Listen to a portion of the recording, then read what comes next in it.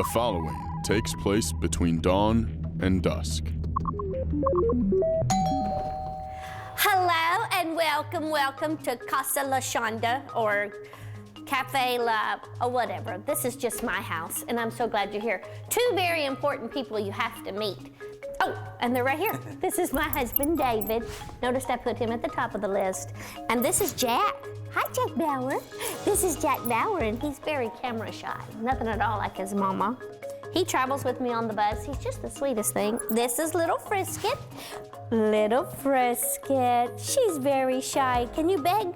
That's a sweet Frisket. Yes, she is. She kind of runs the roost, even though she's not a chicken. I'm telling you what we're going to talk about today. Animals can help you understand God and the way He relates to us and the way we can relate to Him and to one another. We're going to learn a lot of lessons through our pets.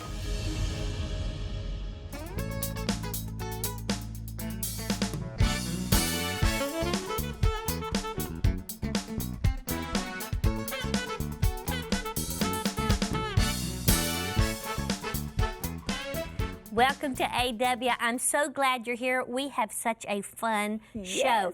I was reading an article about a church that allows your pet to go to church with you. I'm going to have to move my membership. Well, you know, they were really hurting with the number of people, and now their attendance has doubled. Your pet is part of your family. Now, I never thought I would be. Now, we've always had a family pet, but I've never carried one in a purse. No. But now I am one of those people. Yeah. I love my doggie. Yeah. I do. We're going to meet him later. How many have you had? You know, I've had dogs, cats. My favorite pet was an African gray parrot, and he talked in my voice. It was very revealing, I'll tell you. That was scary. You finally know what you sound like.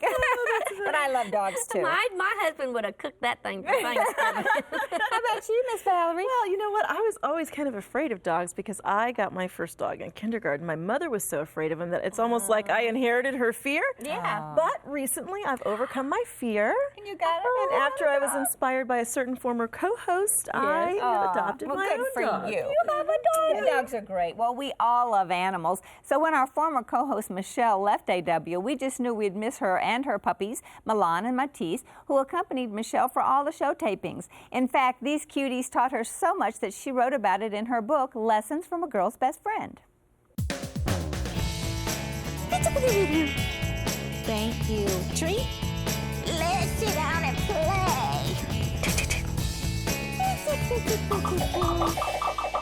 So, Michelle, you're a busy woman. You travel a lot. What made you decide to get dogs? I had just moved into my apartment, and there were tons of dogs here, and they were all messing up the hallways, doing you know what. So I started a campaign for dog removal. And so I asked God, praying I was praying, Lord, get the dogs out of the building. And God said, I want you to get a dog. And I was like, what? Satan, I rebuke you. And I said, Lord, why? Why do you want me to get a dog? I'm just not a dog person. He said, I'm going to use the dog to ground you. Really? Yes, and give you discipline. He pointed out to me that my life was chaotic and gypsy-like at best. So it's very like true. Your dogs helped you to notice that you needed to slow down a bit. Yes. So I think that the quality of my life changed. It became more consistent and just richer on a lot of different levels.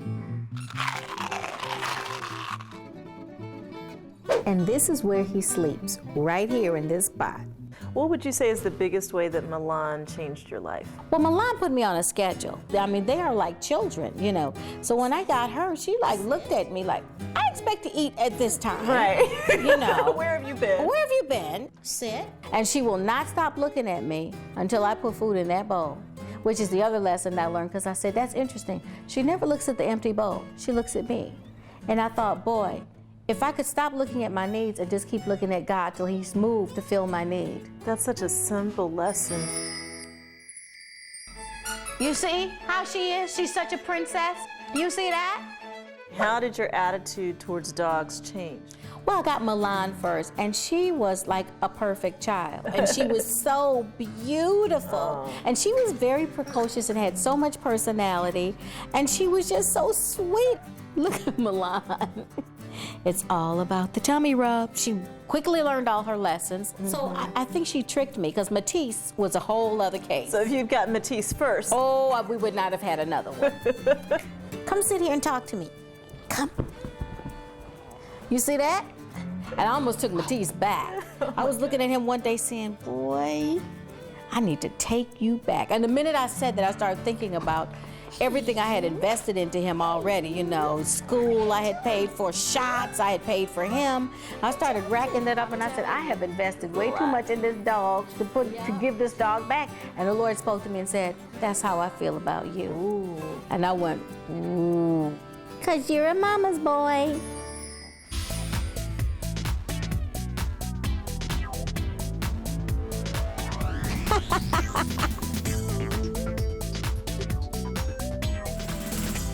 I don't know how to pick up the dog. See, just like that. I don't know. Here, there you go. I feel like I'm gonna hurt her. No? Okay. Let's see. Aww. Oh, look at there. You're actually on my lap. Sit down. Sit. Yes. This is hilarious. So your mom came to visit and discovered something you wouldn't have otherwise known. Right. I left. I was gone for maybe 3 or 4 hours. I went to the store, you know. And when I came back home, my mom said, do you realize that when you leave the house, Milan waits by the door for you? She literally curls up by the door and goes to sleep and waits for you to get back. And that just melted my heart. What does that teach you "Really?" about devotion? Well, I mean, she waits for me. And I thought, boy, if I waited on God like that, you know, I can't say that I wait for the Lord like that. You mind if I walk one of them? Sure. So you said the dogs taught you some things about lingering. Right, what you're learning right now. Is, you know, they're never in a hurry. When they're in the moment and they're enjoying the moment, if you stop, they go, hey, wait a minute, come back, we're not done. And there's something to be said for that. And so they really taught me to just be more present, but also not to be in such of a hurry. You know, if you're enjoying the moment, sit and enjoy the moment. Michelle, I've really enjoyed our conversation. So you ready to get a dog now? I think you're broken in now. I might actually consider it. Can you believe those words are even coming out of my mouth? Yeah, but look at that, such little lovers. So thank you. Thank you. Oh, how adorable. That is so cute. I'm telling you. I and love when- Shih Tzus. They're my favorite. Oh, they are so cute. And watching you, it's like, okay, I got to hold this It's like the daddy holding the baby for the first time. No clue. That's exactly how I felt. What do I do with this thing? And I used to be one of those that would vow to never have a pet in the house. You know what I mean? But oh my, You know the thing. One of the things I really love is when she said the dog, when he's hungry and he wants something, he doesn't look at the empty bowl. He doesn't look at his needs. He looks at her. I She's the love source. that lesson. That. Coming up, Shonda visits a shelter and tries to counsel a few of the residents. But first, here's a lesson from Shirley's grand dog. This is my grand dog, Jackie, and she belongs to my daughter's family. And I love coming out to Arizona and visiting with her. And she always is ready to give me love, even though she doesn't know me that well. And she is a sweetie. Yeah, she's going to give me a kiss. She is a sweetie, and she is the thing I notice most about Jackie that I admire is that she's very patient and she's very easygoing. With a family of 12 people, there's always a lot of activity, and Jackie is perfectly happy to be in the middle of the activity, or she's perfectly happy to be outside just observing.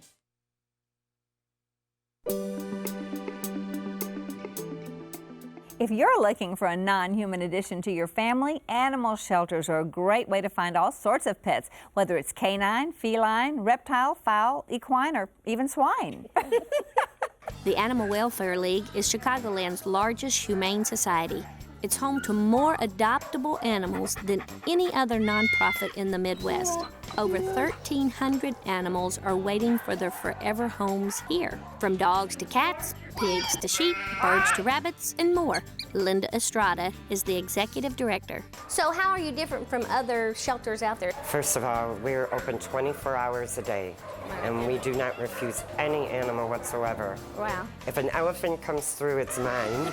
Don't say elephant when I walk through. Now, I'm from Tennessee, and so we have a lot of horses.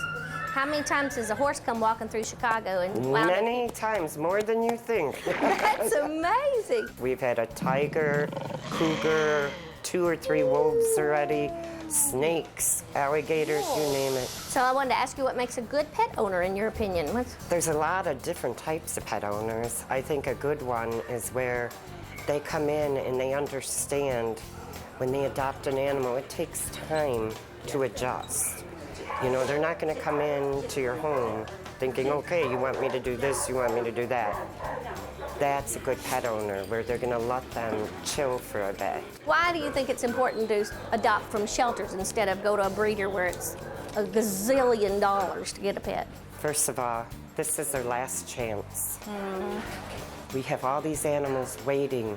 What is that saying? One person's trash is another person's treasure? Yeah. Well, we have a lot of treasure here, and we need people to come and adopt these treasures.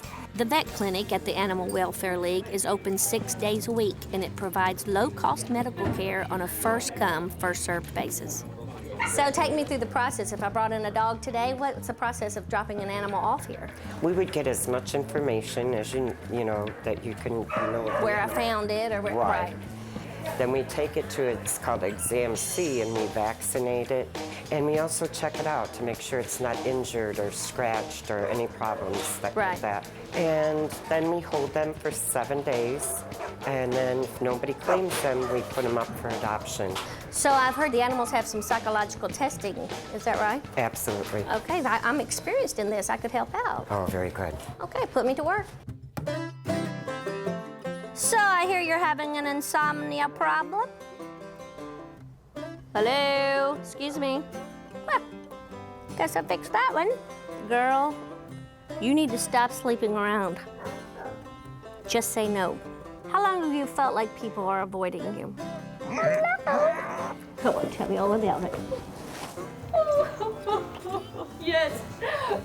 Wilma, Wilma. Now, I know you've been a little depressed. Have you prayed about any unconfessed sin you might have in your life? Yes, I know. Comfort food. And let me ask you this. Could you get me Scooby-Doo's autograph? Have you ever heard you are what you eat? I think this breaks the boundaries between the patient and the doctors. I don't think it's supposed to be this way. All kidding aside, here's how the experts do their version of pet psychology, or what they call temperament testing. Hi, my name is Tony Estrada. I'm here with the Animal Welfare League, and this is Princess. She's a German Shepherd mix, and basically what I'm going to do is just go through some of our temperament testing that we do with our dogs. So the first test we do is just an initial greeting test, okay? The second thing we like to do, a challenge test to them. We like to see how they react. Come here, Princess. And what that does is it really sees how they react. The next test I'd like to do is a touch test. And this is just a rubber hand that we use. If this was gonna get bit or snapped at, we'd rather have it this than this. And we're just gonna touch her. And we're just gonna pet her just like a regular hand. Now I can just touch her and talk to her as a good girl. Yeah, you're a great girl. The next test we do is called a food aggressive test. And what is this? Ooh, is this good? So we'll let her eat for just a few seconds. Now I'm gonna touch the bowl and see how she acts. She's doing really well. So with Princess, with all the different tests that we went through, she passed with flying colors. Coming up, we'll see what Shonda's dog, Jack Bauer, or Jack Bow Wower, as we like to call him, can teach us about our walk with God.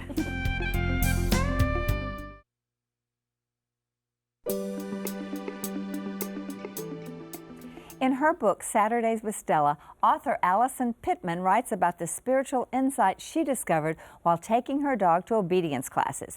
Here's Shonda and her puppy Jack to demonstrate.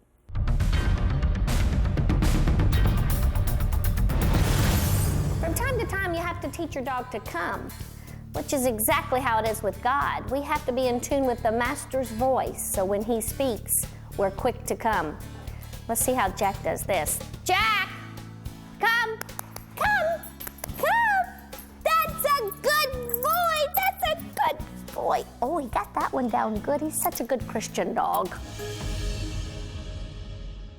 You know, I think that's a great metaphor you use, that, you know, sometimes we don't come to God even though we hear Him calling. Oh, and you know, I can't tell you how many times I know I've been stubborn with God. I love the verse that says, "My sheep will know my name." And my voice. Exactly right, my voice. And right. I think it's true. And they know, I know when the Lord needs to give me a lesson, and I know when the Lord's tenderly calling my name. Our dogs will almost always come because they love us. If we could just be like that. Well, next up, learning to heal.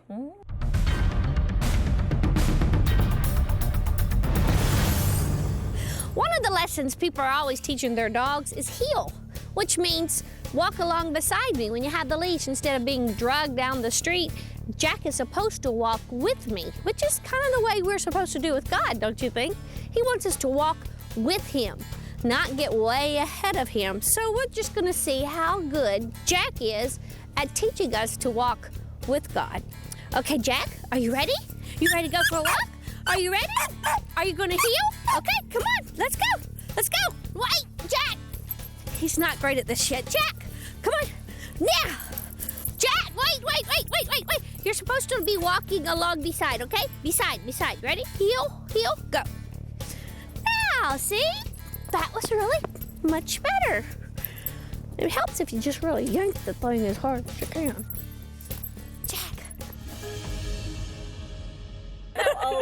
How old is Jack Bauer? Just 2 years. Oh, Yeah. okay. So he's not a puppy. No, not really. Well, he's probably 3 years old now. Okay. Time travels when you're trying to drag a dog around. Does he heel any better now? Oh, he doesn't. We never took that lesson. Well, you know, it's so interesting how, you know, you're talking about the dog kind of leading you along, and how often we just kind of lead the way. We try to lead the way anyway. We're not really. That's the truth. Yeah. We go to places God would never want us to go. Well, next, Shonda and Jack show us the importance of sitting before God.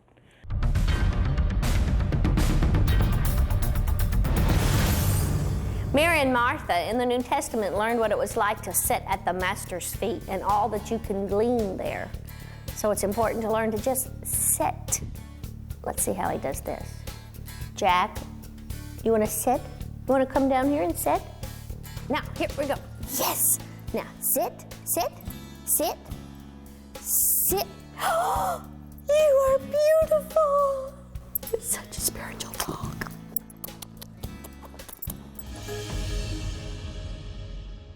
Okay, was that just an accident? Oh, I was totally shocked.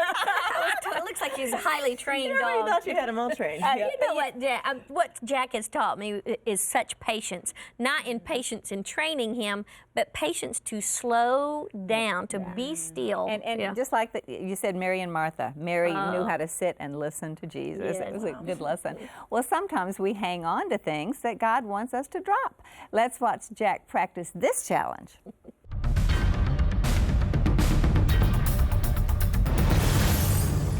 I know one of the things God wants us to learn is how to let things go. In other words, we have to just drop it and leave it in His hands. Because after all, His ways are better than our ways.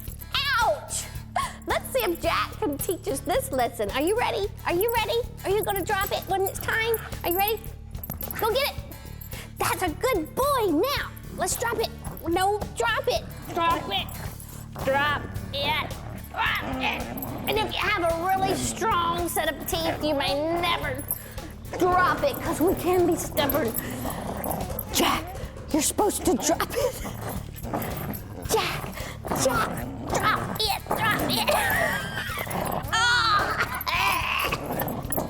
You haven't had your devotions today, have you?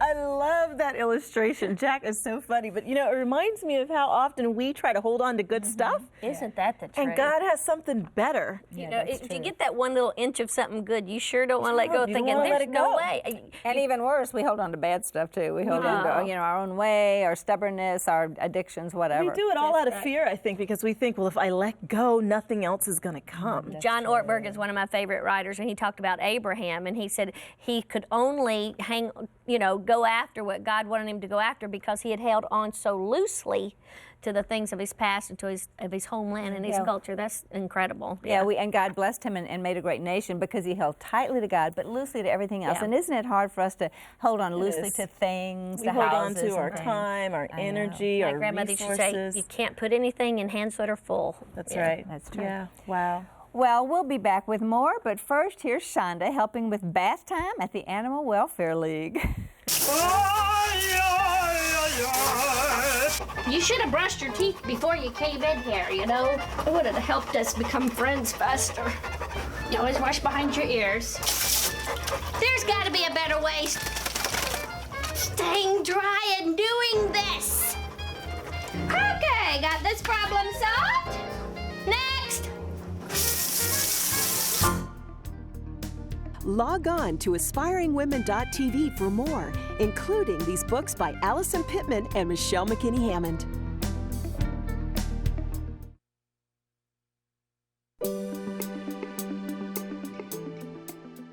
It's been fun to see the lessons we can learn through our animals. We want to continue to bring you programming like this, but we can't do it alone. Aspiring Women is a donor-supported program, so please ask God how you might help to be able to keep this program on the air. Your gift of support will make a difference. God bless you. I adore my little dog. Now, I'm not one of those pet lovers who puts him in a sweater or writes him into my will, although after living with teenagers, I can see how that happens. My little furry Jack is my buddy. He's a comfort on days I'm down and a cohort on days that I'm giddy. Our relationship is built on trust and unconditional love. Does that sound familiar to you? I hope so. If a pet can bring that kind of love and comfort to our lives, imagine what the Creator can bring to us. Jesus said, I will never leave you nor forsake you. So next time you cuddle up to your favorite furry friend, I pray it will remind you that your Heavenly Father is with you every moment of every day. We'll see you next time. You got a little something right there. Right there. Just right above the lip. Somebody, this is not funny anymore. I'm trying to get some sleep in here. What? What? What are you talking about? You've got to be kidding me. That's the same thing we had to eat yesterday. Take me home. Wasn't it like the prodigal son that was rolling with the pigs? This is very apropos. Look where my career's come to now.